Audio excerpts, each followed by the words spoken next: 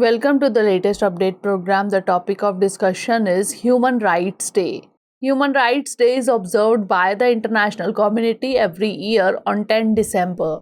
The day aims to create awareness and mobilize political will to promote respect for the rights and freedoms enshrined in the UDHR. The 2022 theme of Human Rights Day is Dignity, Freedom and Justice for All. It commemorates the day in 1948. The United Nations General Assembly adopted the Universal Declaration of Human Rights or UDHR.